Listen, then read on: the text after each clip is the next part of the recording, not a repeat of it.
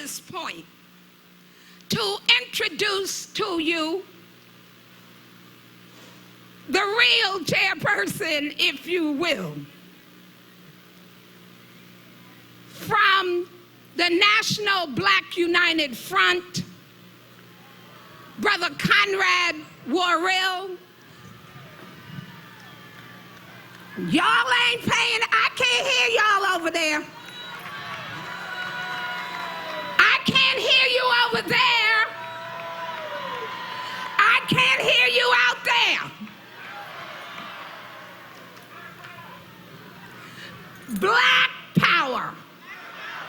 Black power. That's better. Brother Conrad Worrill, we're going to start the program. Brother Conrad will introduce our brother, our warrior forever, and we will then commence to introduce the MCs for today. We will be calling the names of our people who should be in this seating area so that we could dialogue together. My brother, Conrad, Dr. Conrad Worrill. Black power. Black power. Black power. It's Tampa, Florida in the house. It's St. Petersburg, Florida in the house. It's Florida in the house. It's New Jersey in the house. It's Pennsylvania in the house. It's New York in the house. It's Massachusetts in the house. It's Connecticut in the house. It's South Carolina in the house. It's Tennessee in the house. It's Chicago, Illinois in the house. It's Detroit, Michigan in the house. It's Gary, Indiana in the house. It's New Orleans and Baton Rouge, Louisiana in the house. It's Milwaukee in the house. It's Kansas City, Missouri in the house. It's St. Louis, Missouri in the house. Y'all got to speak up for where your house is, y'all. It's Atlanta, Georgia in the house. It's Savannah, Georgia in the house. It's Houston, Black Power, Texas in the house.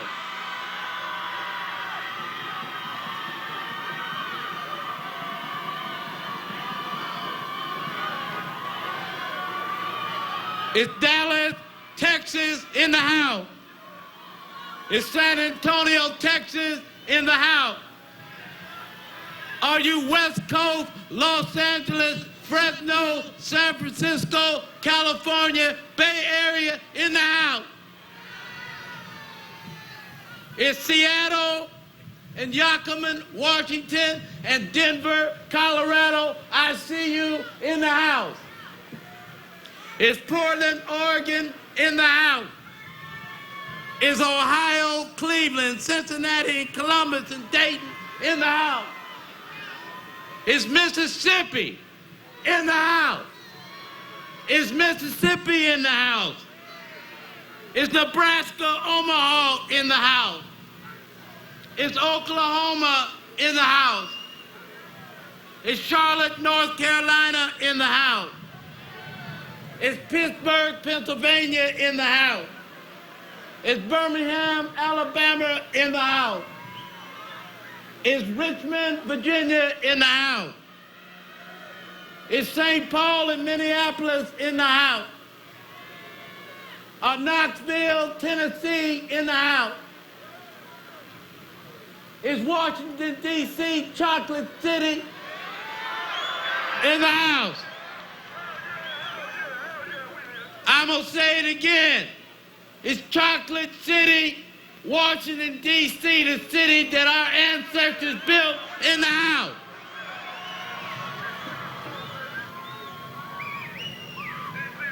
Are black people in the house? Are our ancestors with us in the house? Is Marcus Garvey in the house? We want to move our program today. We understand that many, many more buses are on the way. And we want to humbly thank you for your participation in this historic rally. We want to welcome you here today on behalf of the Durban 400. The brothers and sisters who paid their own way from across the United States to participate in the UN World Conference Against Racism, which successfully linked up with other brothers and sisters from around the African world, including African governments, to successfully impact the outcome of the UN World Conference Against Racism that has now declared that the transatlantic slave trade, slavery, and colonialism are crimes against humanity. And in fact, reparations are owed to African people. So we come to you, led by the December 12th movement based in Brooklyn, New York, and the National Black United Front. We want to thank all of our members, all of our supporters, for all the work you have done to help our ancestors give us a charge for today. This is the first time in the history of black people captured and introduced into the Western Hemisphere that we have ever had a mass rally in the nation's capital demanding that the United States government pay us reparations. They owe us. And to start our program off properly and fitting, I bring before you a longtime warrior and veteran and leader in the Black Liberation Movement who used to live with me in Chicago, but who now lives in Port Gibson, Mississippi. I bring to you our brother, the former national co-chair of the National Coalition for Blacks for Reparations in America, Baba Hannibal Afrique.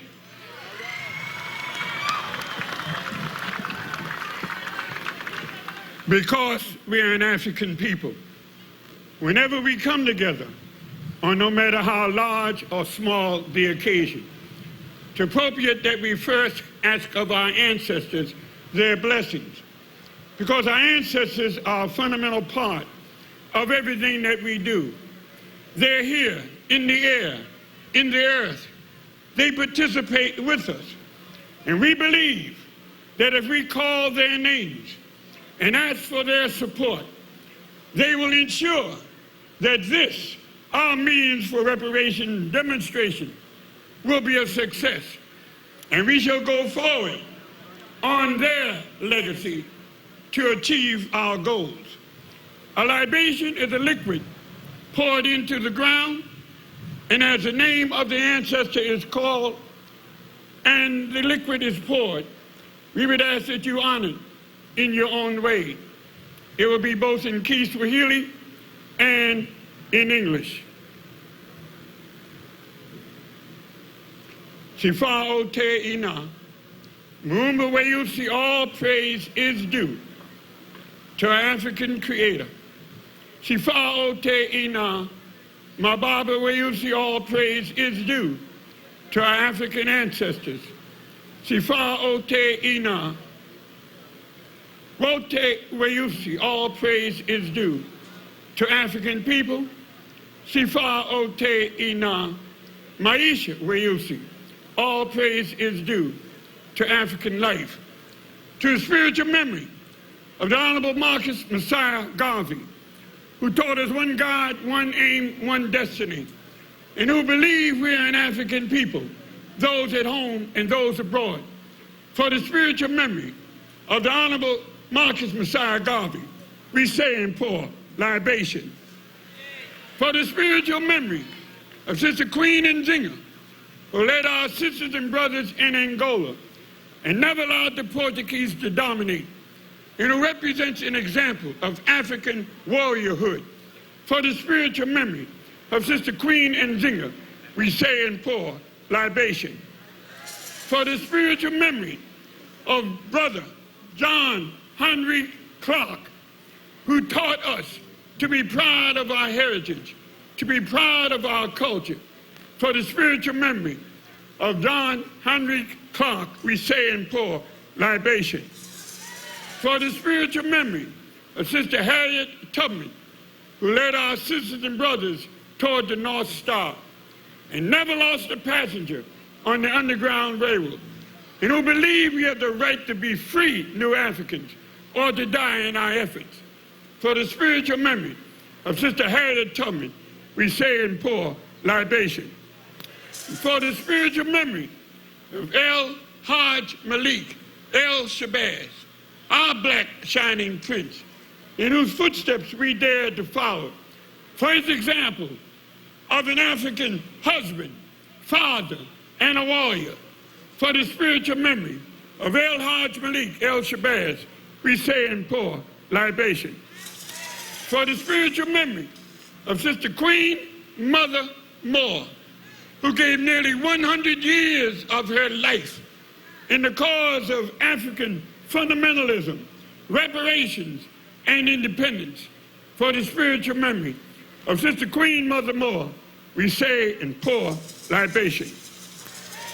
To the spiritual memory of the 500 million Africans taken from the continent during the 400 years of the European slave trade, and the 60 million and more who perished in the Middle Passage, and whose bones lie at the bottom of the Atlantic Ocean, and whose blood fertilizes the soil in the plantations in North, South, and Central America. For all of our ancestors who sacrificed, bled, and died in our Ma'afa, our African Holocaust of enslavement, we say and pour libation. For the spiritual memory of the ancestors of all of us here assembled, our great-grandparents, grandparents, mothers, fathers, sisters, brothers, husbands, wives, cousins, nieces, nephews, those whose names we can call, those upon whose shoulders we now stand, those who have built the bridge over which we today are crossing. For the spiritual memory of the ancestors of all of us here assembled, we say and pour libation. For the spiritual memory of those not yet born, those who will come behind us, those who will inherit our legacy of struggle, those who will ensure that we achieve our goal of sovereignty, empowerment, prosperity, and peace. For the spiritual memory of those not yet born, we say and pour libation. Sifa Ote Ina, Mumba Weusi, all praise is due to our African creator. Sifa Ote Ina, Mababa Weusi, all praise is due to our African ancestors. Sifa Ote Ina, Wote Weusi, all praise is due to African people. Sifa Ote Ina, Maisha Weusi, all praise is due to African life. And so if we correct in what we've asked, if indeed in our hearts we believe that our ancestors are here, they will join with us. They will ensure that we achieve our goal. And we shall go forward from this day as New African men, New African women, and New African children for as long as the sun shines and the waters flow. Hotel.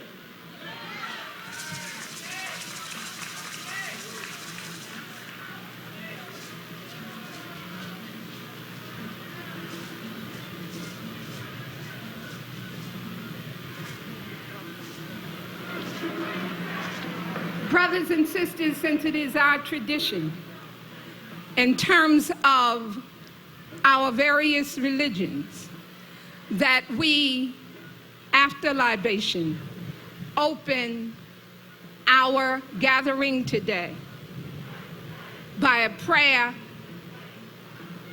and those of you who pray, pray in your tradition. I'd like to introduce at this point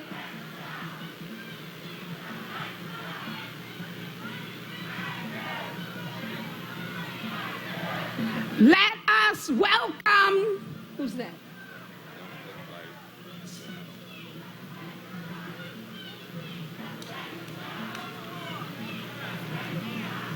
Who is it? Baltimore? Let us welcome the brothers and sisters from Baltimore who are loud and late. Who are loud and late.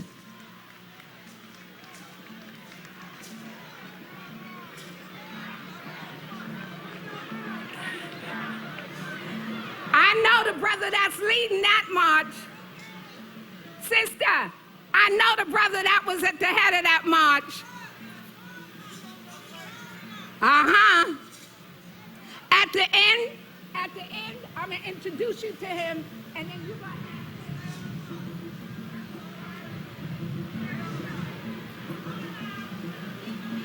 Brothers and sisters, let me introduce to you a sister who I have known at least 40 years. I mean, a warrior sister. A sister who used her religion to uplift black people. Sisters and brothers, it is my honor to introduce to you Minister Gula Glover from the great black part of the borough of Queens, New York. Sister Gula Glover. Yes, right now, because Georgie isn't here. Shall we pray? Gracious Father, Father of our Lord and Savior Jesus Christ, we have come to thank you for bringing us here together to solve the problems that has been unsolved over the years. We ask you to give us the strength, the courage, and the determination of our ancestors to carry on the fight until freedom is true, freedom is won for us in this country, that they have fought so hard and they have brought us this far from their work in the past. We thank you so much. Our Father, give us strength, give us courage. Let us make the right determinations today and decisions. In the name of our Lord and Savior Jesus Christ, amen.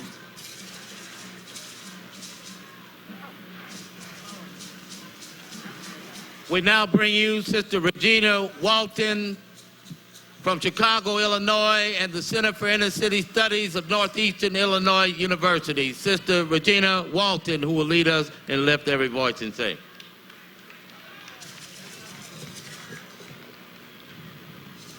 Lift every voice and sing till earth and heaven ring, ring with the harmony of liberty. Let our rejoicings rise high as the listening skies. Let us resound loud as the rolling sea. Sing a song full of the faith that the dark past has brought us. Sing a song full of the hope that the present has taught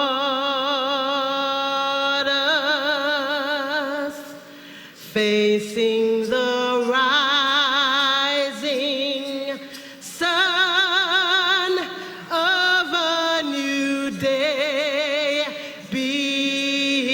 begun.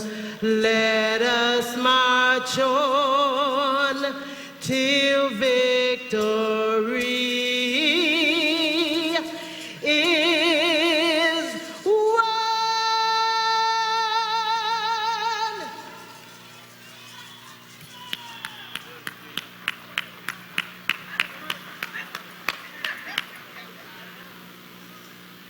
How do African people say thank you for our national anthem?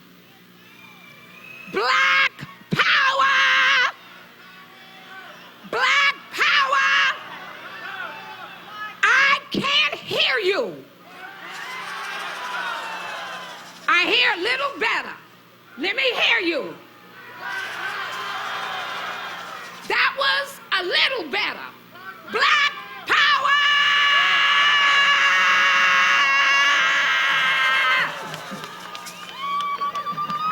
Brothers and sisters, this afternoon's program will be emceed by some of the giants in our nation. The MCs today will reflect who we are based on who they are and what they do. I have the honor of, at this point, calling our first MC and introducing our second MC to the microphone.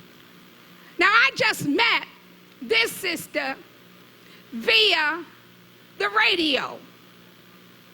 I had never met her, but I heard her on the radio. And on the radio, I asked her, Sister Bev Smith, will you MC a part of our program on Marcus Garvey's 115th anniversary of his birth, Reparations Now Day, August 17, 2002. And what do you think the sister said? See, we gotta have dialogue, y'all. See, because if we don't have no dialogue, then what we attempted to do today in terms of bringing our people, we said we wasn't gonna have no stars. We said the usual suspects wasn't gonna speak. We said it was gonna be you. So that this has gotta be a dialogue between us and you. And so when I say to you, when I ask the sister if she would honor us, what do you think she said? I can't hear that. So what do we do at this point but put our hands together and welcome our sister, the First Lady, African woman of radio, Sister Bev Smith.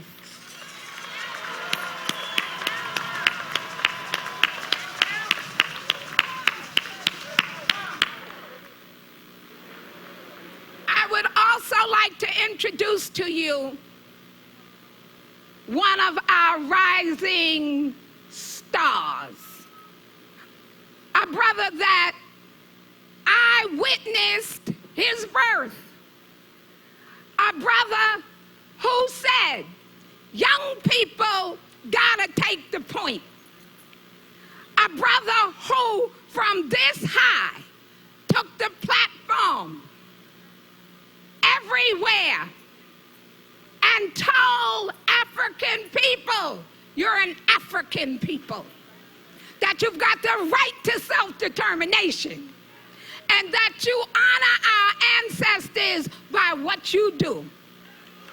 The brother grew up and went to Harvard University because he was so brilliant. Subsequently, I met him back in Chicago, Illinois, where he lives. He said to me, Aunt Viola, I had to leave Harvard. I had to leave Harvard University because I am not a Harvardite. That is not my culture. I am an African, young, strong black man. So let me introduce the second MC for the afternoon, brother, leader, rising star, brother, and I should say son, right? Because I did witness his birth. Allende Jean-Baptiste. Thank you.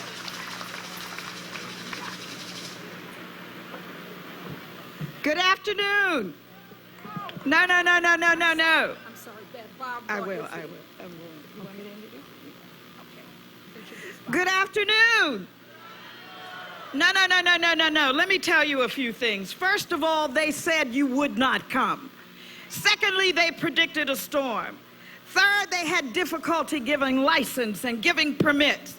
Fourth, they don't want to hear the truth. They don't want to discuss what's needed. They don't want to recognize who we are.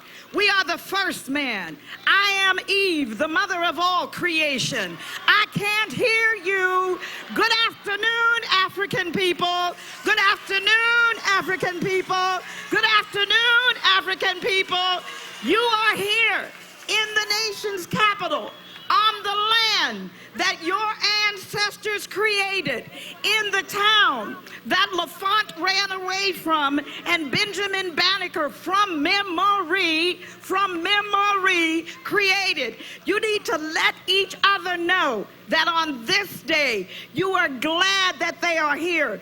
Turn to someone next to you and say, good afternoon, black brother. Good afternoon, black sister. Touch somebody next to you. Hug them in the spirit of the ancestors and say, I'm glad you're here. I'm glad you're here. I can't hear you. I can't hear you. I can't hear you. And if I can't hear you, George Bush in Texas on a vacation can't hear you. If I can't hear you, the Capitol Police can't hear you. And if I can't hear you, God Almighty can't hear you. Good afternoon, black people. I'm glad you're here.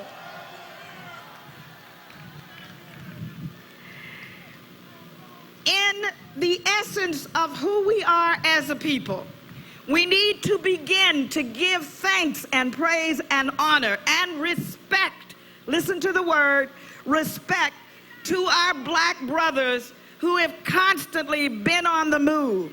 This man has organized a group of people called Men on the Move. Some of you know him, others of you don't. Put your hands together and welcome him so God can hear.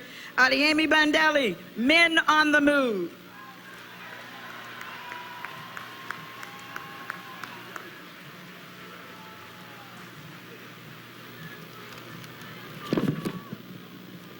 Badigani, Salamu Alaikum, Hotep, Alafia, peace.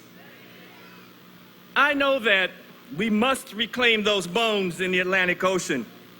Do you know that there is not a plaque, a memorial, a day, a ritual, or an hour that is erected in memorial to those 100 million bodies that dance upon the Atlantic Ocean? All those African bones in the briny deep, all those people who said no and jumped ship, all those people who tried to figure out a way to steer, to navigate amongst the sharks. We don't call upon those spirits. We don't celebrate those ancestors. We don't have a marker, an expression, a song that we use to acknowledge them. We have nothing to indicate that those are our people and they mattered. We willingly self-administer knockout drops. More horrendous, in fact, that we don't tap into the ancestral presence in those waters. Tony Cade Bambata. I'm here this afternoon to just link the right of reparations and the responsibility of remembrance. For us, we, every day, every month, have got to remember those ancestors for whom we come out here today to ask for repayment. We have the responsibility in the cities across this country, in communities where we gather, to remember our ancestors. That right doesn't belong to anybody back up in there. That is our responsibility. Understand what I'm saying? If we forget to remember, that ain't nobody's fault but our own. So that as we go after this right of reparations, I want to suggest to you that in every city in this country where we are, that there must be a day. I want to suggest to all of our religious institutions, whether you are Yoruba, Muslim, Christian, Akan, whatever, that we have the responsibility to establish a day of remembrance for our ancestors. We don't have that. I honor and salute Dr. King, and we have a right to remember him and celebrate him. But we have a responsibility to celebrate and remember our ancestors. Nobody can give us that right. We have to accept it. So I urge you that when you go back from here today, if there is one thing that you are capable of sinking your teeth into, it is the responsibility to remember. And I want to humbly recommend to NCOBRA and to the organizers of this activity, and for those who were in the forefront of the reparations movement, that we must declare a day of remembrance. We must declare a day of remembrance. So I leave Dr. Conrad with that assignment, that we've got to do that. So when we leave here, you know the work to be done at home. I thank you all, and in the name of the Creator, all praises due. Be blessed.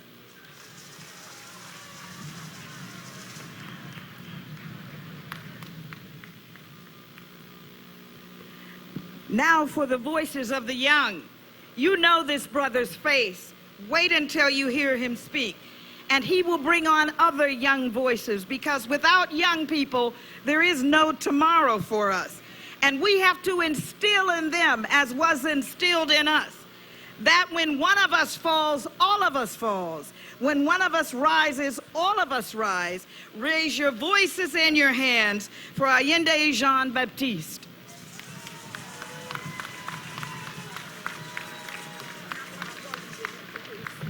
Allende.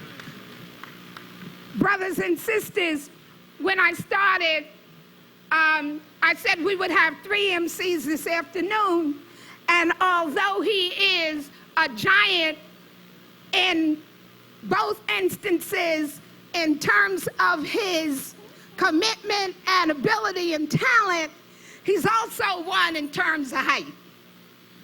And so the 3rd MC this afternoon will be Night Talk Live. It will be Bob Law of Radio Frame. Yes, go. No. Black Power, brothers and sisters. Now, I'm going to bring to you a few young people who are going to represent to you some different voices from a cross-section of our youth across this country.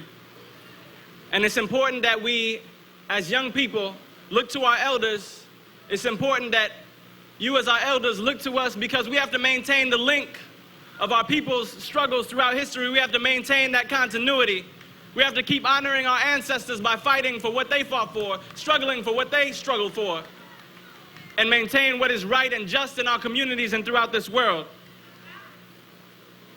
I want to share with you a quote from a brother from the diaspora, a Uruguayan brother named Eduardo Galeano, who was a journalist who was working towards justice in Latin America for many years and was exiled by his country. The system, the machine persecutes the young. It locks them up, tortures them, kills them. They are the living proof of its impotence. The sterile machine hates everything that grows and moves. It is only able to multiply the jails and the cemeteries. It can produce nothing but prisoners and cadavers, spies and police, beggars and exiles. To be young is a crime. Reality commits it each day at dawn, and so does history, which is each morning born anew, and so reality and history are banned. First, I want to bring up a sister from Atlanta, Sister Kanonia Nike Wichter, who will share with us.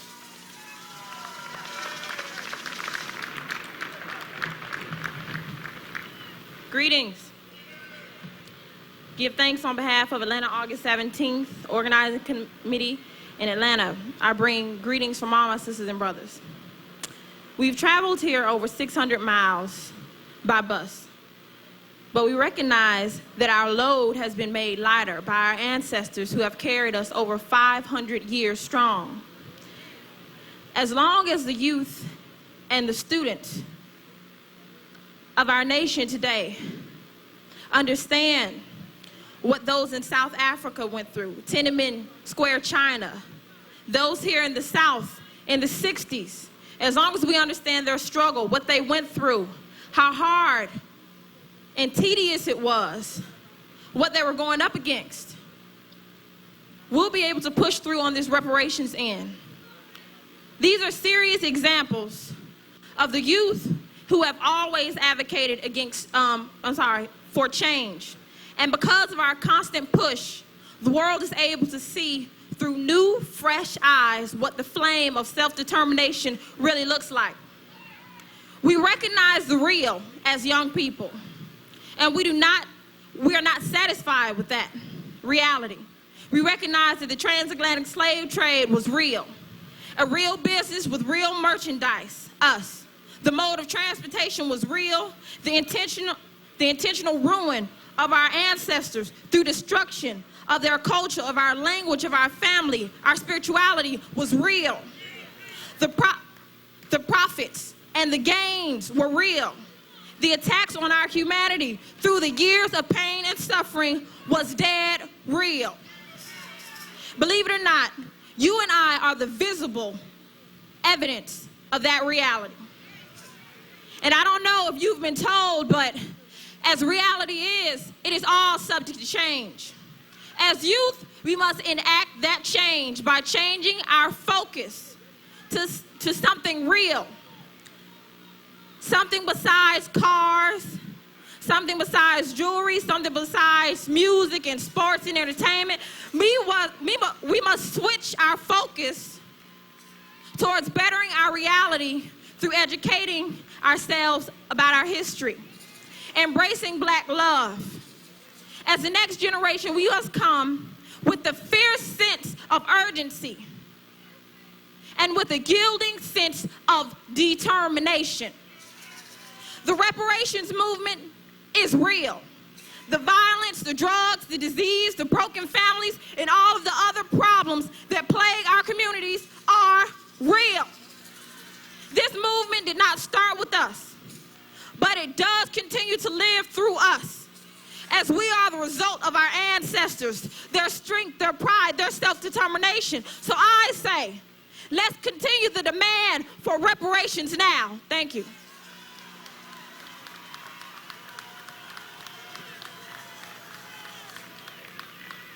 This next sister is a sister from Chicago. She told me that she didn't want to come up here and speak because she's not a good public speaker. I told her, sister, we brought you up here to bring what you have, and what you have is enough. If our people had enough to survive the transatlantic slave trade, the Middle Passage, years of discrimination, what they had was enough. If they had enough to survive, if they had enough to put a strong foundation for us, then what Tammy has is enough. And she asked that the elders up in the front give her energy so that she can bring her message to y'all. She has been working tirelessly in Chicago. She's been working on the streets with our young brothers and sisters. She has put forward a lot of her own money, her own time and effort. And this sister has been an inspiration to me. And so I want you to receive her with love. Sister Tammy Manasseh from Chicago.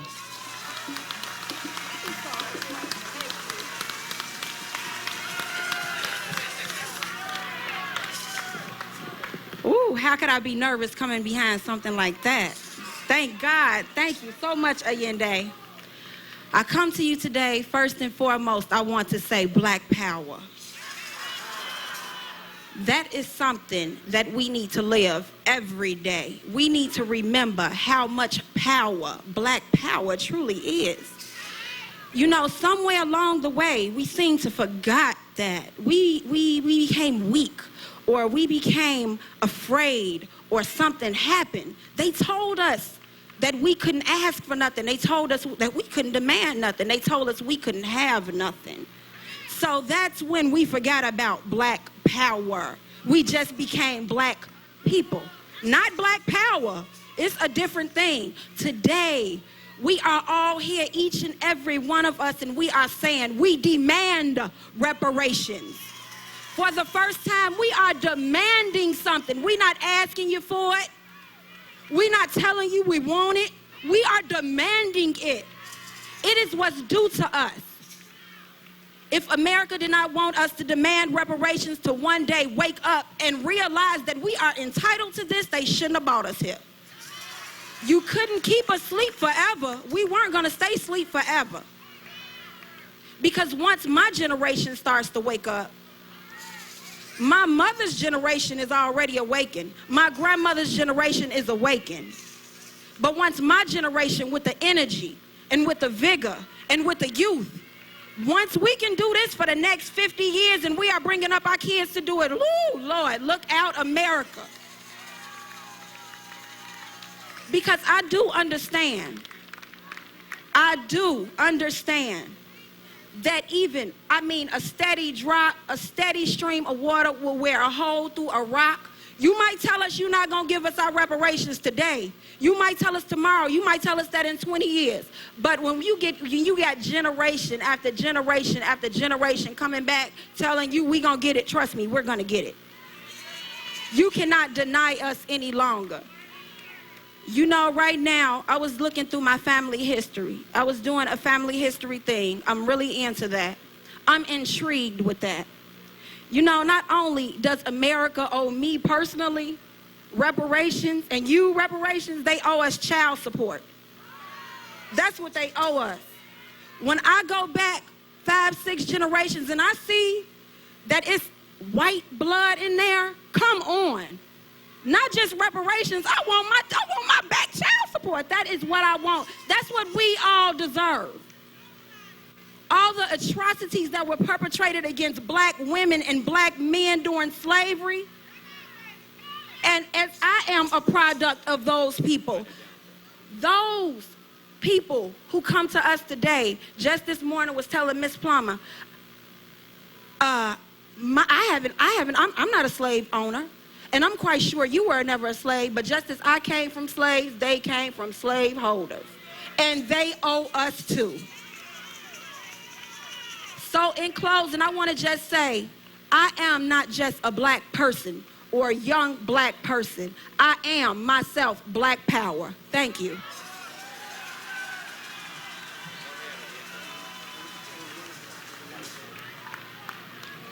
Black Power.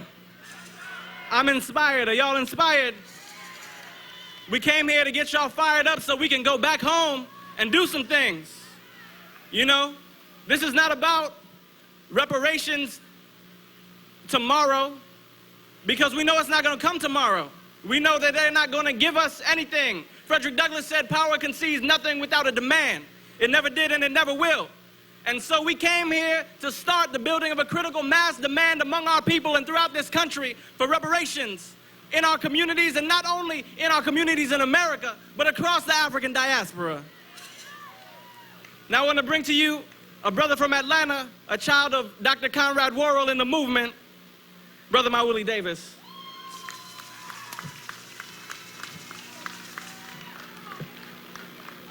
Black family, put your arm around a brother or sister next to you right now. Put your arm around them.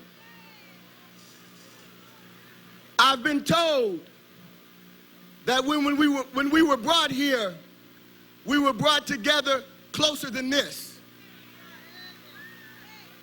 And for us to achieve reparations, we're going to have to get that close again. So I want you to hold that brother and sister next to you, and I want you to say it clearly in their ear. Black love, black family, black togetherness, black unity. I bring you greetings from Atlanta and from what they would call the Dirty South. On this day, August 17th, there were 2 lynchings in Georgia. Remember that. When we call for reparations, the call is about more than just our enslavement.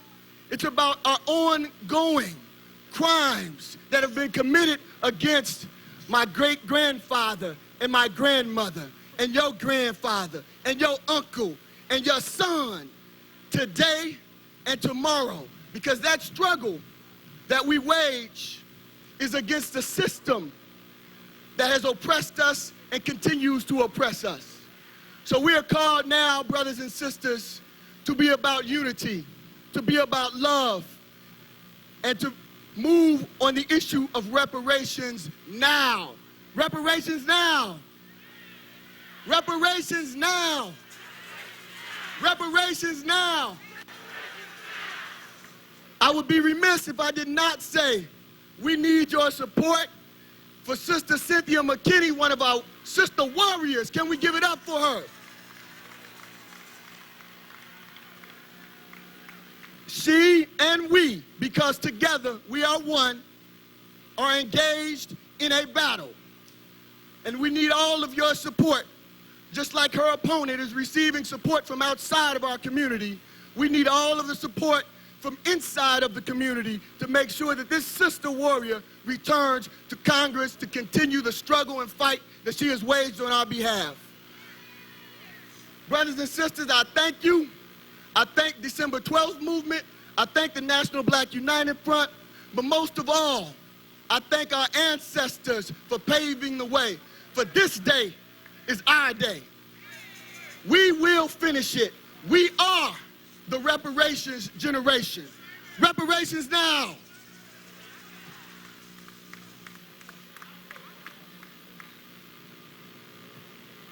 I'm gonna bring to you now a couple of sisters from New Jersey who have developed a program of action for reparations for our youth.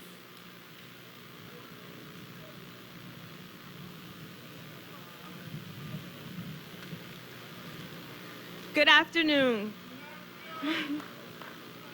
Good afternoon. My name is Nikel Gibson, and I'm from the organization of Pan-Africans United out of Plainfield, New Jersey. I must first say that our organization is very honored to be a part of this program.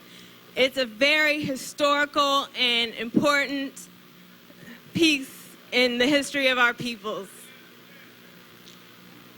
Carter G. Woodson observed in his book, The Miseducation of the Negro, almost 70 years ago, that the education of African children is the most important key in the uplift of African peoples. Yet, he observed that the system is almost entirely in the hands of Europeans. Today, 70 years after the release of his book and 50 years after his passing, if our great ancestor were presently standing here today, he would be disgusted. Disgusted.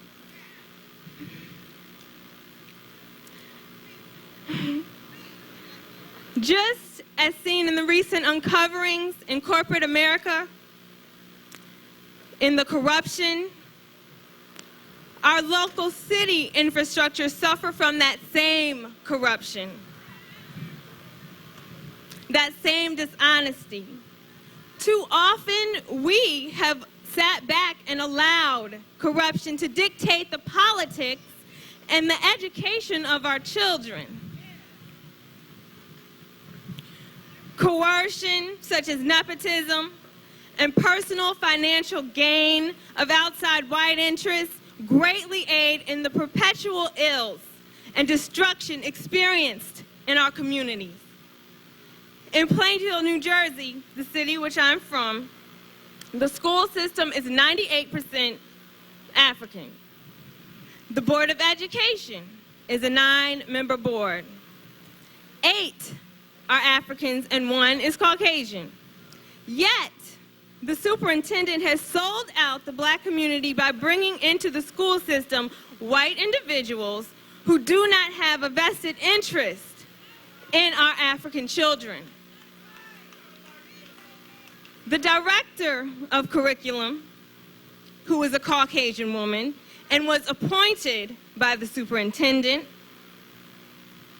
and who is allegedly his sister-in-law, continues to recommend and carry out the purchase and widespread use of textbooks which do not portray the history of African peoples, but instead fill our youth minds with damaging, self-defeating untruths. The organization of Pan-Africans United has approached the superintendent, the director of curriculum, and other board members to include school-wide African-centered textbooks, as well as the implementation of a program out of Saginaw, Michigan called the GAP program, the Growth and Afrocentric program. It is the only program in the country, in a public school district in this country, that is African-centered and is in the entire school district. But the people in Plainfield, the board, well, the superintendent really didn't want to hear it. Okay. Our requests to implement these programs and materials were blocked and ignored, and it's really sickening that it was blocked and ignored by 2 individuals who make some of the highest salaries in our district, yet do not live in the district, and therefore do not have direct concern for the children in our community. There are other ridiculous practices in my school district, and I'm sure many of yours. Outdated textbooks, individuals holding top-paying positions. These are just a few problems that plague my community. I know these problems are not unique to Plainfield. As Kenneth B. Clark stated, the dark ghettos, invisible walls have been created by the white society, by those who have power, both to confine those who have no power and to perpetuate their powerlessness. The dark ghettos are social, political, educational, and above all, economic colonies. Their inhabitants are subject peoples, victims of the greed, cruelty, insensitivity, guilt, and fear of their masters. The time has come for us to look deeply into the happenings in our communities and begin to remove the bad practices and rotten toxic seeds planted there and that presently hurt our children and ultimately the future generations. We urge you to go back into your communities and observe and organize. We challenge you to insist that your local Board of Education throw out the old disinformative texts and replace them with African-centered history texts written by our brilliant African scholars. We challenge you to bring our great African scholars into the school district. If we fail to make our officials accountable, also we fail our children, we fail ourselves, and ultimately our future. Thank you. Brothers and sisters, Sister Viola Plummer. Brothers and sisters, at this point, in terms of the continuation of the youth program, I've asked Honorable Minister Louis Farrakhan to speak to us. He has indeed a commitment that says he must leave us at the latest 2 o'clock. It is 15 minutes to 2. I don't know enough words. I don't know how to introduce Brother Minister Louis Farrakhan. So what I'll say to you, as African people, let us introduce Honorable Minister Louis Farrakhan.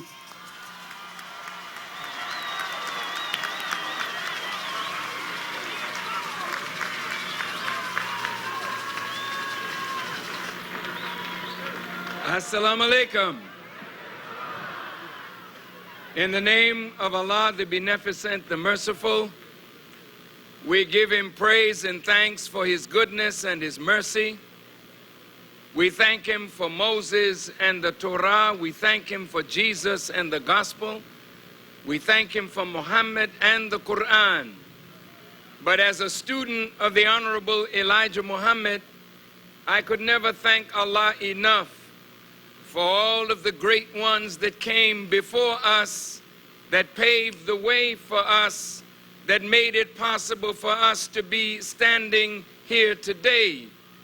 And that is Nat Turner, Denmark Vesey, Sojourner Truth, Harriet Tubman, the Marcus Garvey. We are honoring him today because he is the father of the movement of black people toward Africa and Africa's redemption. I thank Allah for the Honorable Elijah Muhammad, and I greet all of you with the greeting words of peace. Assalamu alaikum. First, let me say to all of the organizers of this historic meeting today in Washington, Sister Viola Plummer, Dr. Conrad Worrell, all of the members of NCOBRA, and all of those who fight for reparations, thank you for such a beautiful day. To all of you that are present, although I can't be with you long, we can just say a few words because you already know why you're here. We are and have become a nation within a nation, but a nation within a nation that is suppressed, that does not enjoy true freedom, justice, and equality from the other nation. We have a just demand to put before America and to put before the world. What are we due for what suffering was put upon our fathers and on us to this very day? What are we due? Let's add it up.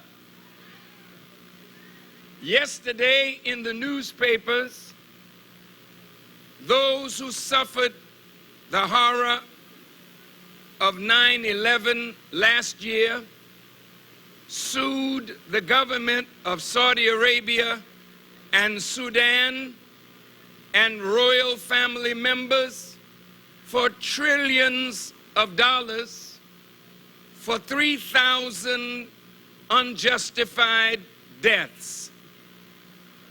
Well, that's pretty good.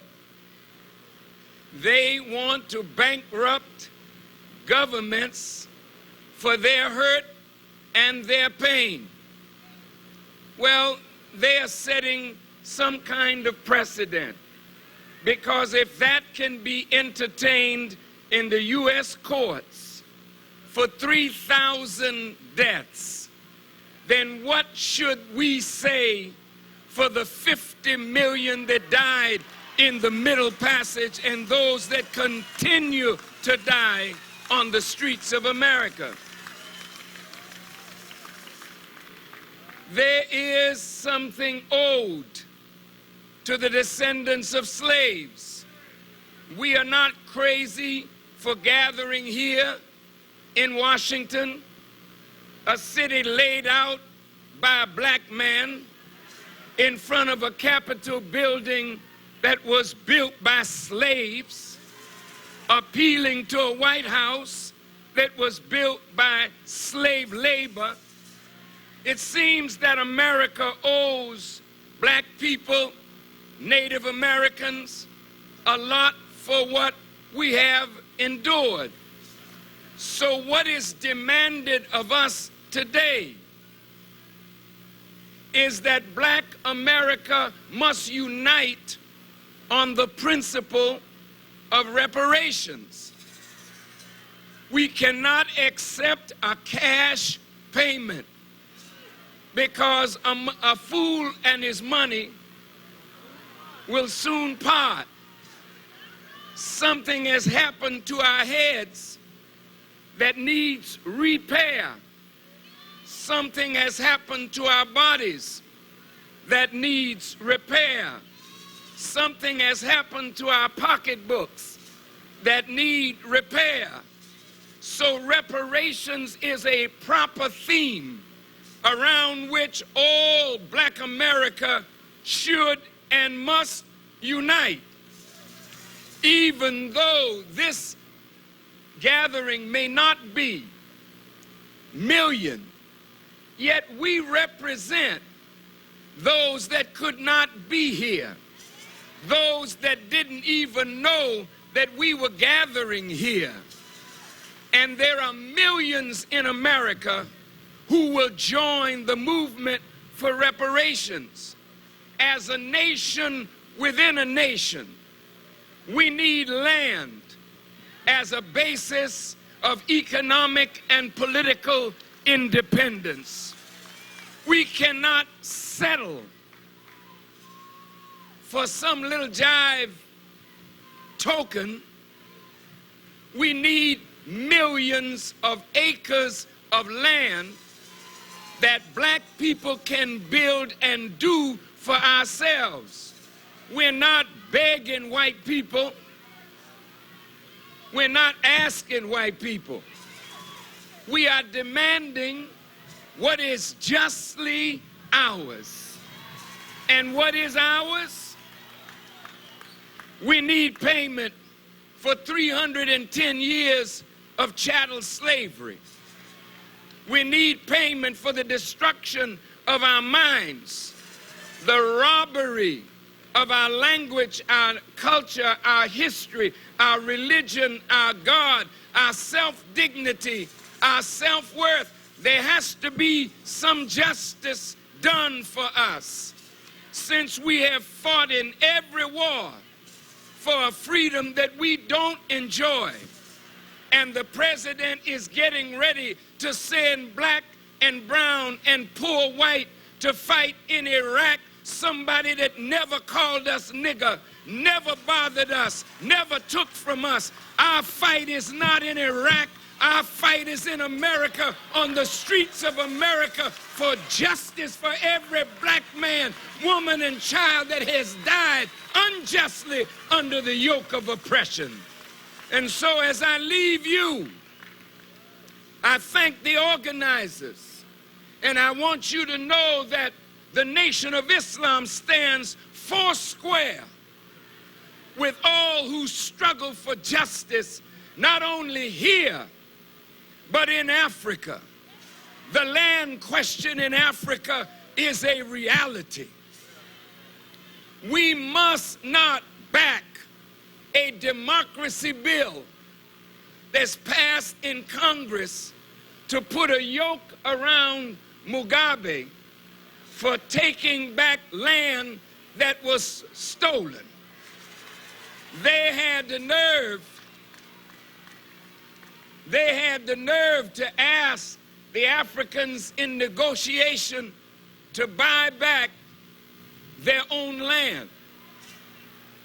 That is some kind of gall. But Zimbabwe said, no, we're not going to deprive you of all that you stole, but we want enough for our population that justifies the war that we fought for liberation. Now, America and England have said that Mugabe is a criminal, but he was a good man as long as white folk could have the benefit of what they stole. But when he started taking back what rightfully belonged to Zimbabwe and what they fought for and won, then he became a bad man.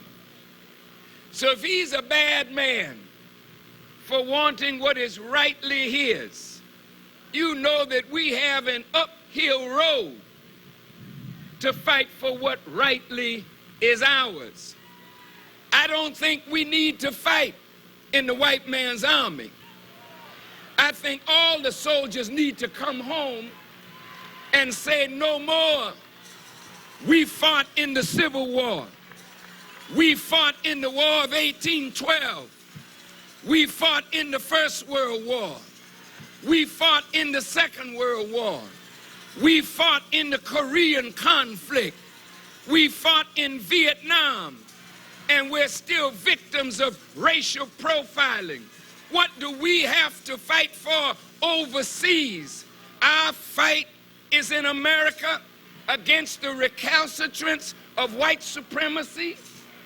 And we shall win this fight because it's a just struggle. God is with the oppressed, and he will back us in our struggle. All we have to do is unite, stay together, and work as hard as we can, not only for ourselves and our generation, but there are babies out here on the mall that need a better future. There are children unborn that we must struggle for so that they won't have the struggle in their lifetime that has been presented to us in our lifetime. To complete my 15 minutes, I have asked my assistant, one of the sons of the Honorable Elijah Muhammad, a young man full of the Spirit, to fight in the way of his father for the liberation of our people. And you know, as we get older, the enemy is always searching. Since they can't corrupt the elder, they want to see if they can get to the younger. But what we want them to know is that what was in the father, what was in Malcolm, what is in me is in millions. What was in Marcus Garvey is in millions. We will overcome, no question about it. But those of us whose hair is gray or touched with Clairol,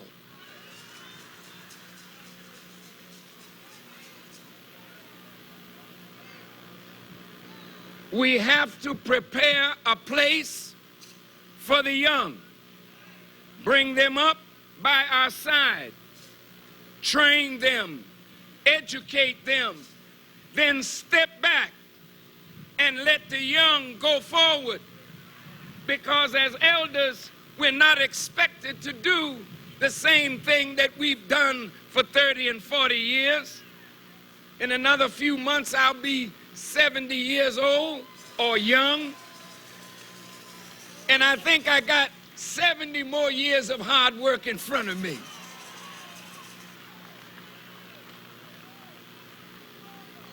But I want you to hear this young man as I ask you to excuse me. I'm on my way down to Atlanta to see what we can do to help our sister, Cynthia McKinney.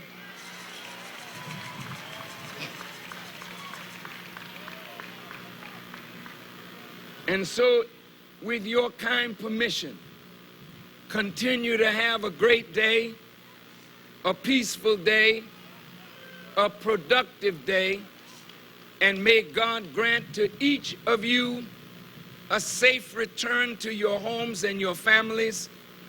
And let's get busy and work for reparations as justice for 450 years of injustice.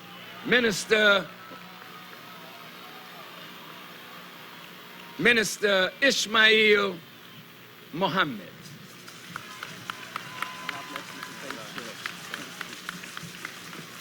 Brothers and sisters, let's put our hands together.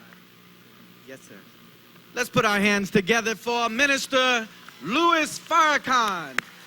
The Honorable Minister Louis Farrakhan, our beloved leader and teacher.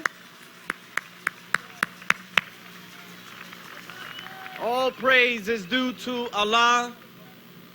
A dear family, brothers and sisters, I'm undeserving and unworthy to come behind such a great and illustrious leader as we have in the Honorable Minister Louis Farrakhan. I cannot thank God enough for first his prophetic community that we read of and have gained guidance from in the Bible and Quran, from Abraham to Moses to Jesus to Muhammad, peace be upon these worthy servants of Almighty God Allah. I thank Almighty God Allah for those leaders, teachers that we have given birth to in this struggle and in our sojourn of 450 years. But I am a young man like many of you, and I am not justified in really believing that there is a God who cares for us and is interested in our affairs unless I find God working in my time and in my generation to free my people as he freed those that I read of in the Bible and in the Quran. If God doesn't do for us and do for me what he has done to all of those that were oppressed and in bondage, then I have no justification to believe that there is a God. But I know that there is a God when a man like the Honorable Minister Louis Farrakhan speaks to a suffering people and offers a way out of our condition. I know that Moses walked the earth. I know that Jesus walked the earth, that Muhammad walked the earth, because we are in a similar condition and predicament as those to whom God raised among those that we read of in the Bible and in the Quran. So I can only bear witness to the divinity of the man that we just heard from, the Honorable Minister Louis Farrakhan. Let us give the Honorable Minister Louis Farrakhan, as he departs, another warm round of applause and thanking him for the guidance and putting our struggle in perspective. Dear family, power concedes nothing except by what? A demand. But the fact of the matter is, power concedes nothing except by a demand that is backed by power. And what we have to recognize in this new century, in our continual struggle for freedom, justice, and equality, is that our power is in our unity as a people. Our power rests in our ability to unite as a people, and I must humbly suggest that no people have ever realized their freedom without leadership. We must have strong, bold, spiritual, uncompromising leaders to forge the way of a body of people who yearn to breathe free. And this is why all of us came into the world. Some of us came by the heel or the foot or by the backside, but most of us come head first. The head always makes a way for the body. So as God has blessed us with great leaders, Marcus Garvey, Booker T. Washington, E.B. Du Bois, Nat Turner, Malcolm X, Elijah Muhammad, Martin Luther King Jr., and today, the Honorable Minister Louis Farrakhan, I ask us to recognize our leadership today and recognize the strongest, most respected black leader in the world today that will help to forge our freedom, the Honorable Minister Louis Farrakhan. Let us unite. In our unity, there is strength. But as long as we remain divided, we are weak and unable to make the demand effective and realize what we desire as a people. God bless you. Thank you for listening. I thank the Honorable Minister Louis Farrakhan for introducing me. God bless you. Assalamu alaikum.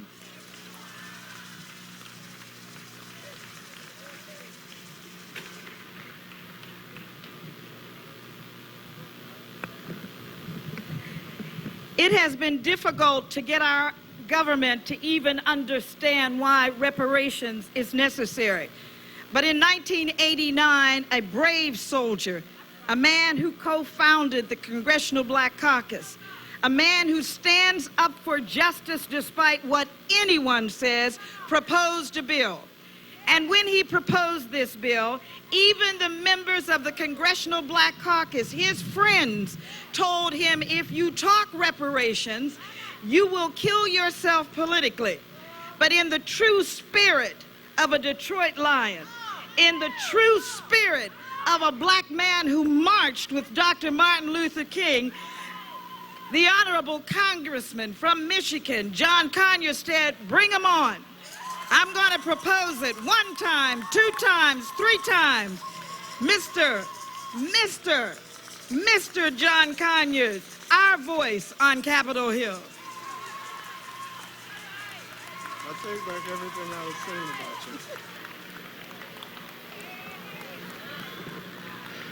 you. Isn't it a great day, brothers and sisters, to be here in the nation's capital?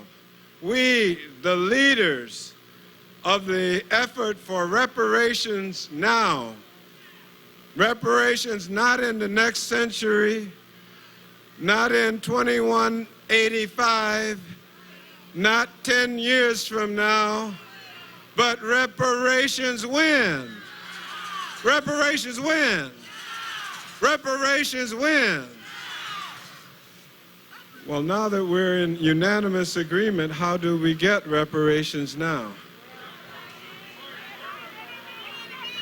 How do we get reparations now? We get it by contacting every single member of the House of Representatives right over there and every single member of the United States Senate right over, where are they anyway? They ought to all be here today. What are they doing more important than being at a reparations rally in Washington, D.C.? Tell me. Everyone ought to be here. And when we see them, we are going to politely ask them, where were you on August 17 at 3 o'clock when you should have been here with Minister Farrakhan, Congressman Conyers, and 50,000 of all of us? And so we began my brief comments after the brilliant elucidation of an analysis of reparations that has preceded me by an observation of how we get there. Because praying will help us get part of the way. But praying alone will not get you reparations. Do you understand that? Prayer is a stimulus to action. Now, if you're ready to act, I am ready to talk. Number one, contact your lonely congressman and ask him what he knows or she about reparations. Now, to your surprise, you're going to get a lot of them to say, what? I don't know anything about reparations. And you say, I'm sure glad I came to see you today, Congressman X or Congresswoman Y, because I've got some good news for you. You can help correct an historical injustice that has taken place in the United States of America and can only be corrected in the House of Representatives. Where is that building? Oh, right over there, right in back of us. Only the Congress can do what we want done. Now, everyone in this tremendous audience has one congressperson and 2 United States senators. And I want you to take a pledge right now to get in contact with them. Raise your right hand.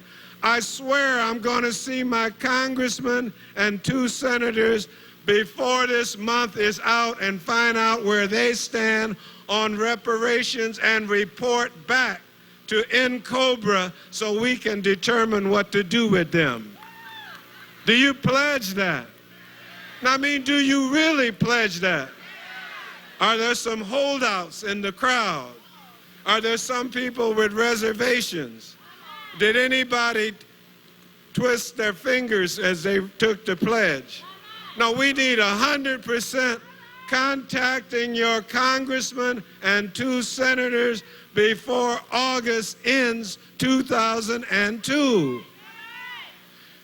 Because that will be the biggest step you may have to take toward getting this. There are now, this is real life now, in real time. There are now Republican congressmen coming up to me asking for more information about reparations. Give those Republican congressmen a round of applause. It was only one, but maybe next week when we go in, it'll be 2. And if you do your job, it'll be 50. Because a lot of you are sitting and living and paying taxes in a congressional district that your congressman doesn't represent you more than the man on the moon. Doesn't know you exist. And so we're here to change all that. And that's why we're gathered here. We didn't accidentally pick Washington, D.C.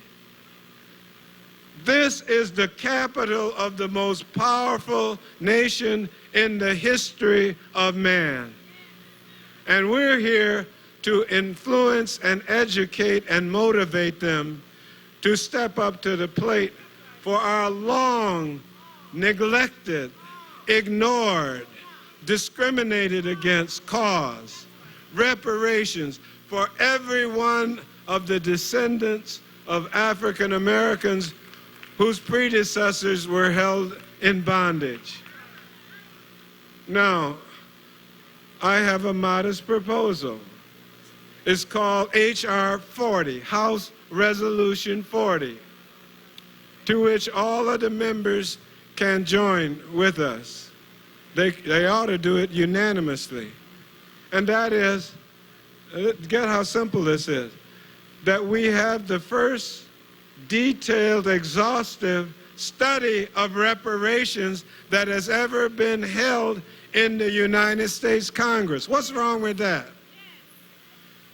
You could be uncommitted on reparations and support that. I mean, I'm not asking for blood. Just support the study. George Bush could go for that. I mean, if he understands the term, I mean, we may have to explain it. That's why they have a lot of staffers. You explain it. See, you explain it, we'll get it. Who's his chief of staff? Whoever he is, he can rewrite H.R. 40 in language he can understand. Because he's only been to Yale. You got to understand, you know. He only been to all the best schools in the world, private school, Yale. Never made a dime in his life till he got into the public trough. Am I being respectful as I describe the truth? Never made a dime in any business that he sat on the board for in his life, including the baseball team. Never made a dime. Finally got a job. No, I'm talking about he got a job as governor. He stole a job, but his next job was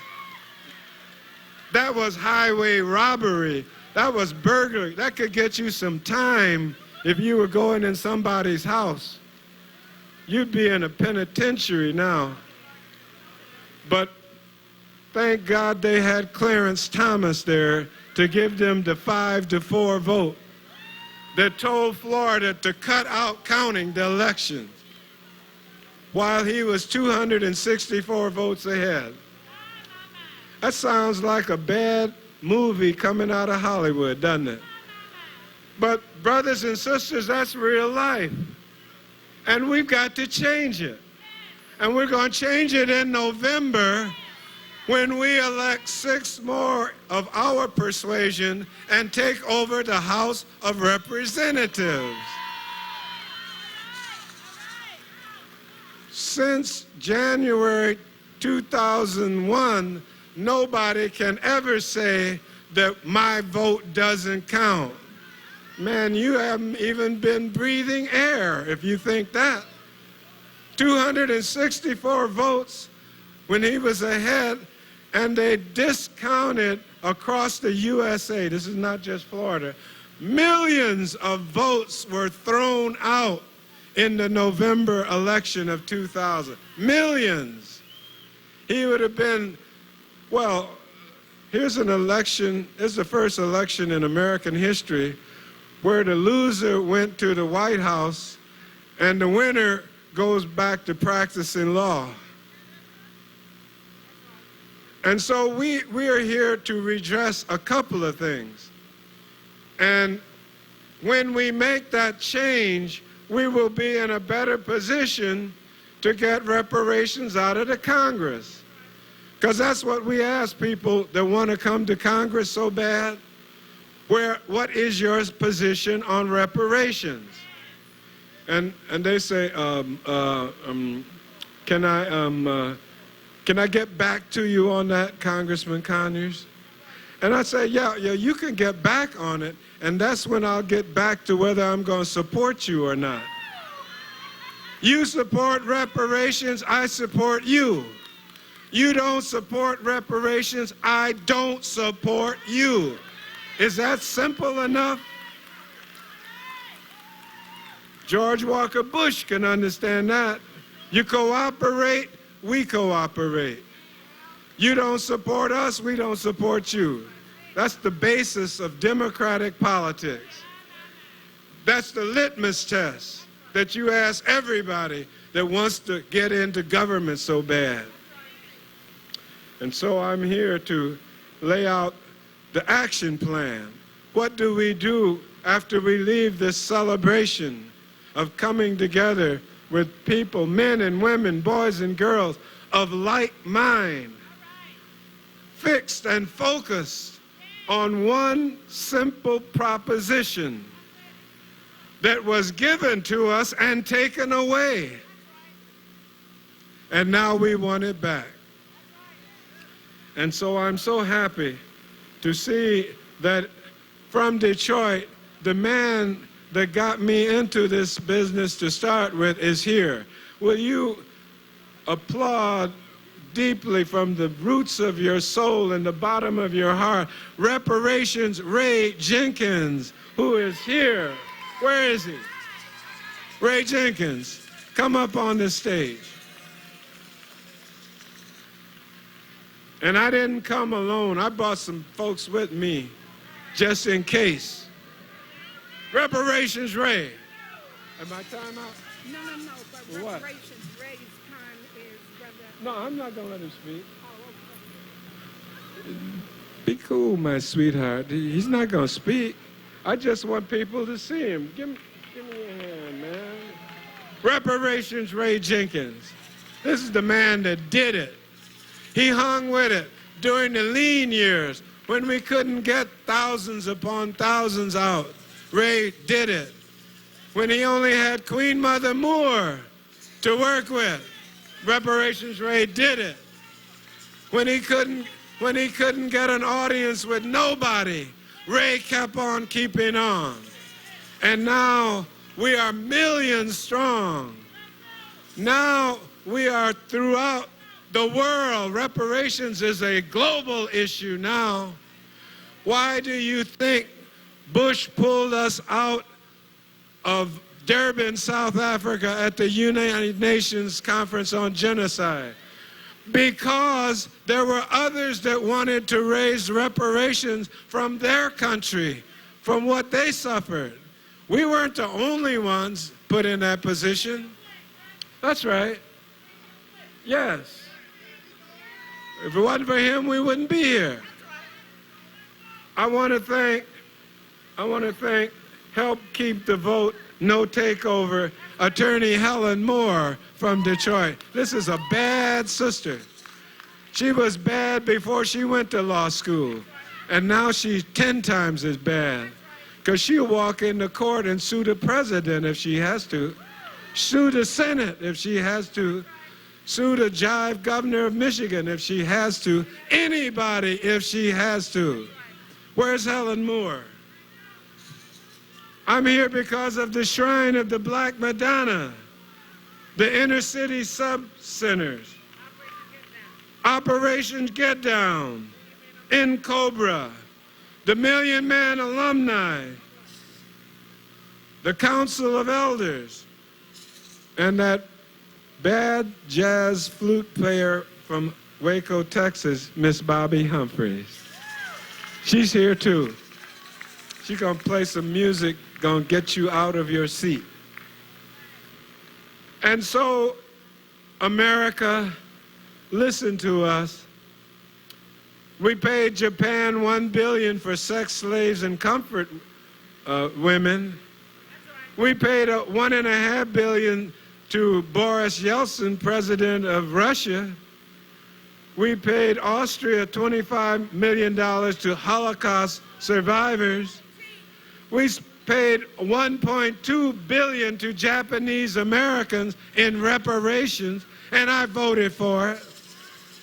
We paid Canada, we gave them 250,000 square miles of land, Canada did, for the Indians and Eskimos in reparations. We paid in the U.S. $32 million to the Ottawas of Michigan, according to treaty. The U.S. paid $31 million to the Chippewas of Wisconsin. They paid $105 million to the Sioux of South Dakota. Australia paid 64,000 square miles of land to the Aborigines of Australia. The U.S. paid $81 million to the Klamath tribes of Oregon. They paid $1 billion and 44 million acres to the native Alaskans for land settlement. We want reparations now.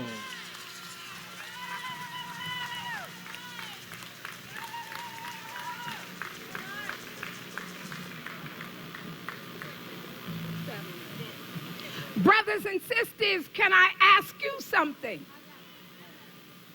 Can I ask you something? When the corporate media pans this march They are only going to show from here, there.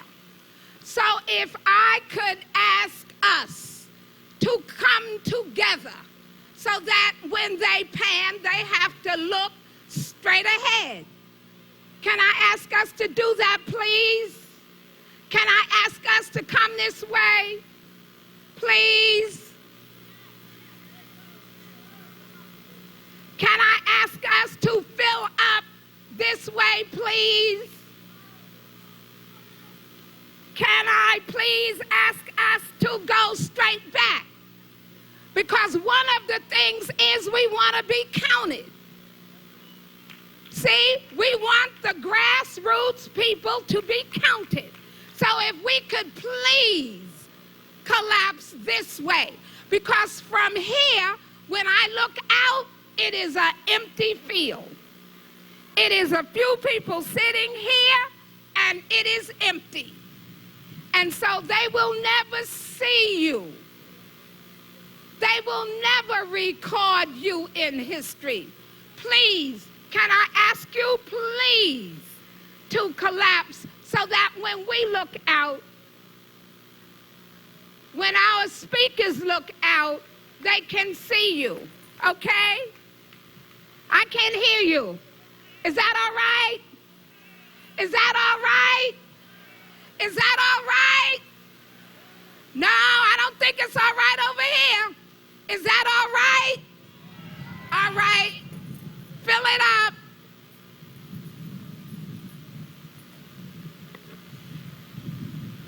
It is real important that you do this and move as quickly as you can. They're already underestimating the crowd of people. They cannot see what we see. So don't worry about not being seen.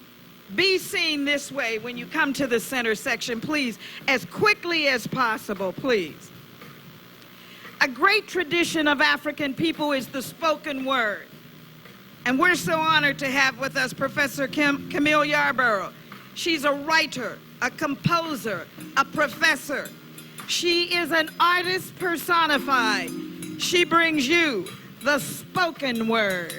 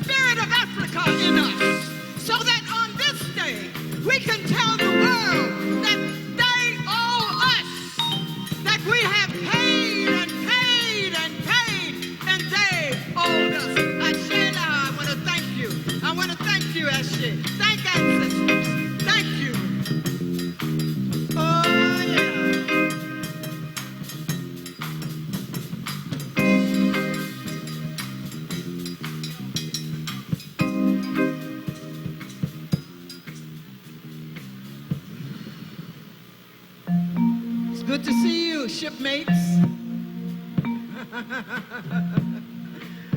Oh yeah, you know, people all over the world sing songs in praise of their people. They sing about I'm Irish, kiss me. I'm Italian, love me. So now you're gonna hear a song about Africans loving Africans. Is that all right with you? Oh yes. Now I want you to join in with me sometime as you can. Forever we are family. Forever we are family. Forever we are family. Forever we are family. We're the people of Africa. We're the African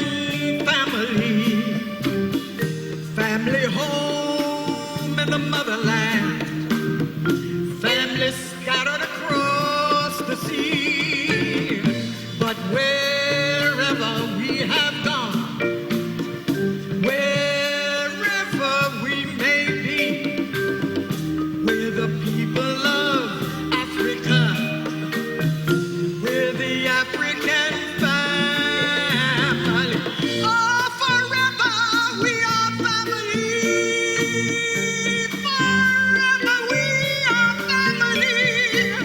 No matter where you and I may be, we are family. There's been so much to take us apart. From today back to that tragic start that brought us here in pain and fear, far away from all we love so dearly. But every time we were taken apart, we kept the faith, we found a way, we made a new start, loving again and again and again and again, determined to live and be together when forever. Can I hear you say that with me? Come on now. Pledge. Forever we are family. Come on, let me see your hands. Forever we are family. Forever we are family. We said can't let nobody turn us round. We said even can't no grave keep our bodies down. We said move on, higher and higher. And remember, we don't get no ways tired. Forever we are family. Forever we are family. No matter where you and I may be, we are family. We are family. Throughout the pain and fear of slavery, across the years and miles of stormy sea, our love has had the victory. We are still family. Forever, we are family. Put your arms behind yourself. Forever, we are family. Forever, we are family. Forever, we are family. Born in Jamaica, we are family. Born in Trinidad, Tobago, we are family. Born in Chicago, we are family. Born in Harlem, we are family. Born in Zimbabwe, we are family. Born in the Congo, we are family. Born in Ghana, Senegal, we are family. No matter where we are in the world, we are family. Together, always. Oh, forever. Let me hear you say forever. Oh, yeah. Forever. We are family. Forever. Now let me put a little rap in here. Wait.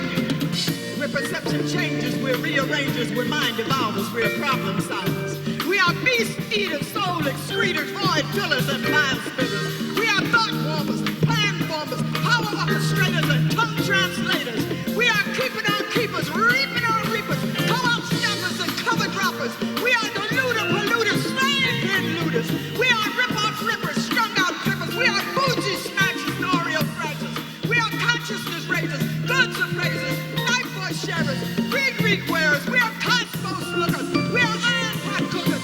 We are the mothers and fathers of humanity. No matter what else happens in the world, that's what I would rather be. Oh yes, we are family. We are family. We are family. Now, I want you to do something. I want you to do something that I do. I want you to do it with me. Can you do it with me? I want you to put your hands together. Put your hands together. And just do this with me. Raise it up high. Raise your hands up high. You know what I'm saying?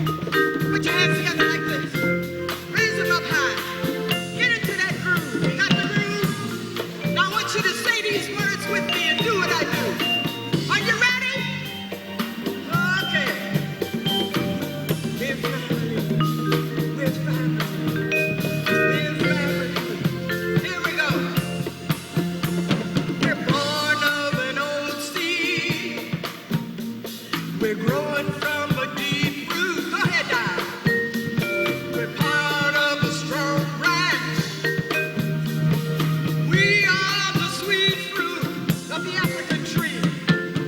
Wherever we may go, wherever we may be, I'm part of you, my brother, my sister. You are part of me. Every African should be holding hands with another African right now. Let me see that. You're holding hands with another African. Sometimes you have to stretch a little bit. Get the groove down. Hold hands, Africans. Hold hands, Africans. Okay. Now let go and put your arms around your own African self. Embrace your African self. Love your African self. Love that spirit that's in you that came across the ocean with you. Love your African hair. It don't need to be blonde. It don't need to be nothing else but African. Look at your African skin. Love your African self. Love your African hips. Love your African mind. Oh, yes, love. Now turn to the African next to you. Put your arms around them.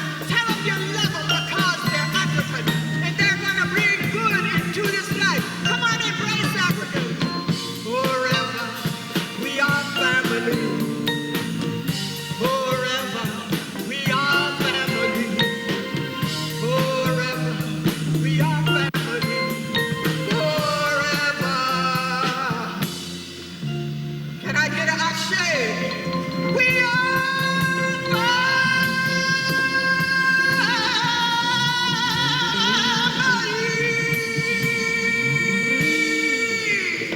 Ashe. Madasi B. Madasi.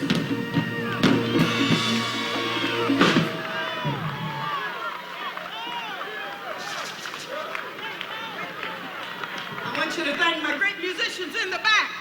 All of them. Weren't they magnificent? I'll give you the names at another time. Camille, come on, give her another hand. Forever we are family. I'm going to ask the co-chair, Viola Plummer, to come to the mic for just a moment. Brothers and sisters, one of the first things I want us to do in the African tradition is to say ashe to Sister Camille Yarborough.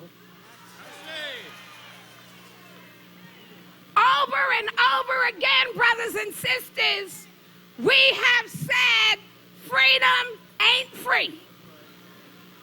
I don't want y'all to get quiet on me now. I want y'all to understand that freedom ain't free. So what is standing here now are some brothers and sisters who's gonna come among you and have you share in a small portion of the price for freedom. See, what I want you to know is that we are here today, and this being here cost grassroots people like us $168,000. As I speak to you, white people are on my neck begging for their last payment. I said I'll be able to get their last payment from us. Y'all with that? That's weak. Are y'all with that? I don't hear anybody over to my left. Are y'all with that? On the real side, brothers and sisters, we've got to be able to just pay bills, because next year and the year after and the year after, it won't be like this. So these brothers and sisters will come among you, and brothers and sisters, if all of us here, we don't have to hurt ourselves. if all of us here give a minimum of $5, and those of us who can give a minimum of 10, and those of us I know, I see 5 or 6 or 10 or 100 of you out there, I know you can give a minimum of 20, and then all my brothers and sisters on that side and that side and that side, I know y'all got the $100 bills. So that the brothers and sisters will come among you to do that. Ashe? Ashe? Ashe? Sister Bev Smith.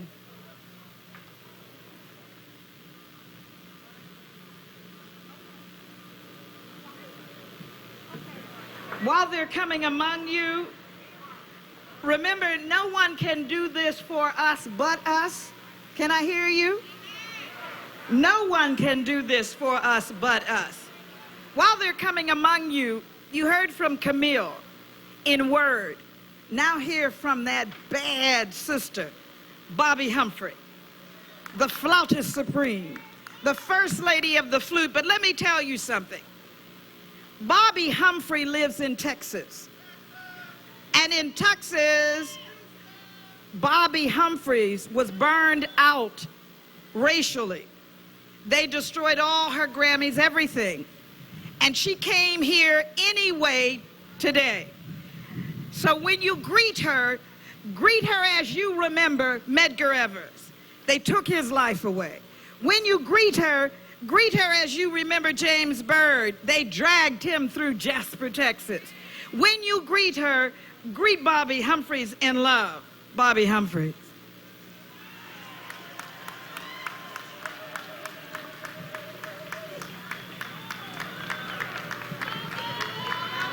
All right, how y'all doing, DC? How you doing, global black world? Because we're all here. I'd like to say it's my great pleasure to be here because it's so important to be on the right side of history. And that is what we're making today, is truly history. It is truly important to claim our history. It is most imperative to charter it. And that's what we're doing today. As a former student of the late and great Dr. John Henry Clark, I give praise. I'd like to do this song for you, and after you hear this song, I hope that you will not only cherish it, but from a historical sense, know the meaning of it. This is a favorite song often played within our black churches called Amazing Grace, my father's favorite song. However, do most people know the origin of Amazing Grace? Amazing Grace was actually written by a former slave owner. The lines are not just metaphorically when it says, I am blind, but now I see. He was a captain, and the cargo that he was bringing were Africans. And he lost his eyesight. And he sat down and wrote Amazing Grace. And let's move forthwith with freedom.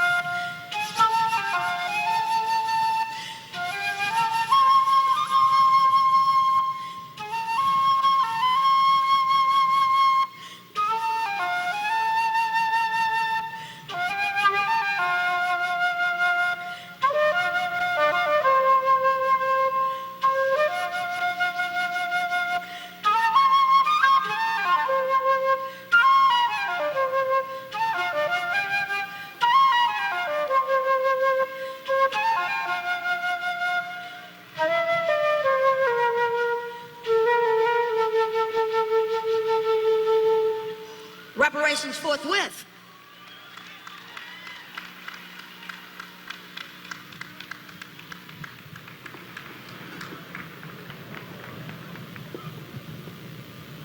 Brothers and sisters, please welcome back to the microphone a warrior sister who's been in our struggle for many, many years, Sister Minister Gula Glover of the most revolutionary part of a most reactionary borough in New York City, Queens.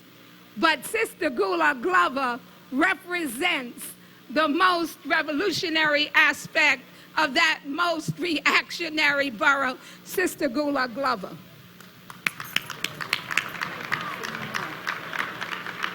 Reparations! Reparations!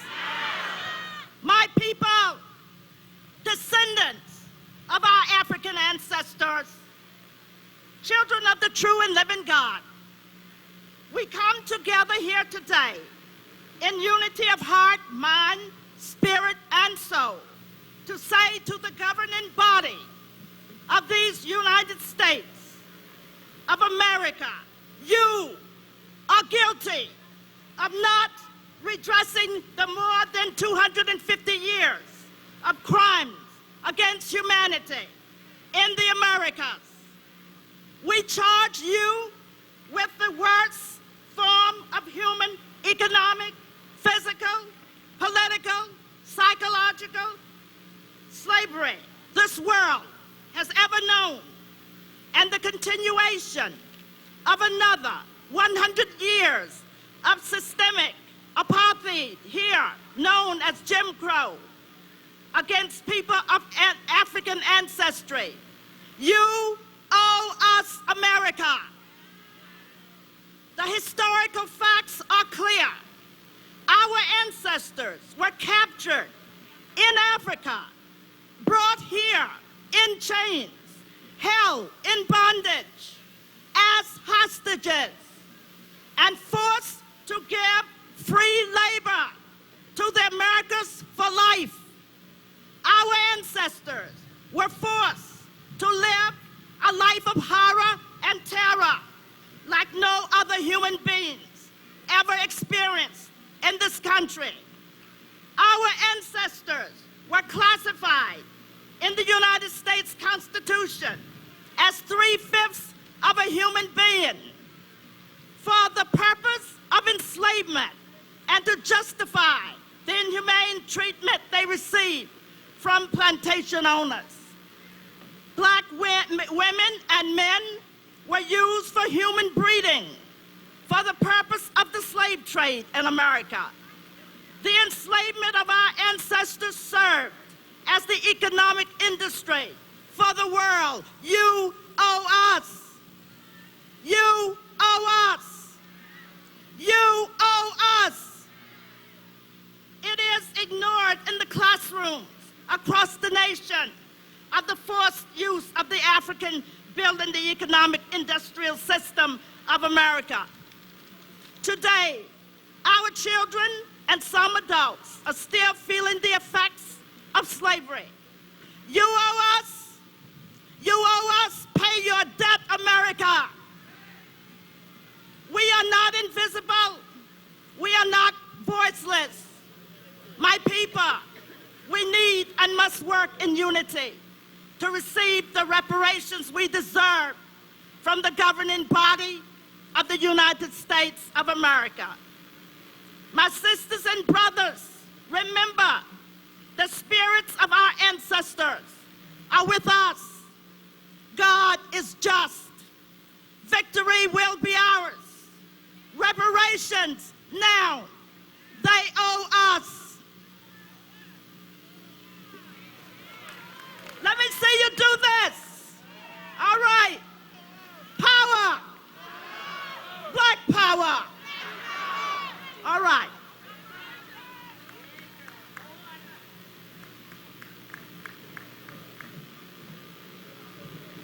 Give her another hand.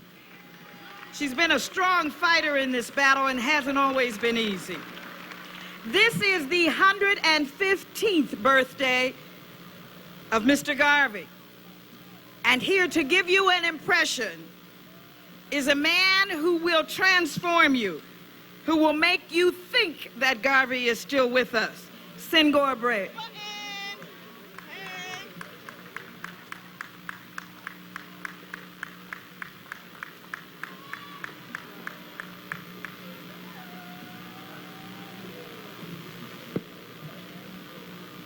Thank you. Members of the Negro race, I want to thank you for your resounding welcome on this, my 115th birthday. It is beautiful to see you all gathered in my honor and for a just cause. But let me remind you, my work has just begun. When the history of our suffering is complete, then future generations shall have in their hands a guide by which they shall know the sins of the 20th century. I know, and I know you too, believe in time, and we shall wait patiently for 200 years if need be to face our enemies through our posterity. When my enemies are satisfied, in life I shall come back, or in death to serve you, even as I served before. In life I shall be the same, in death I shall be a terror to the foes of Negro liberty. If death has power, then count on me in death to be the real Marcus Garvey I want to be. I may come in an earthquake, or a plague, or a pestilence, or as God would have me, but know that I will never desert you and make your enemies triumph over you. Would I not die and go to hell 1,000,000 times for you? If I die in Atlanta, then my work will only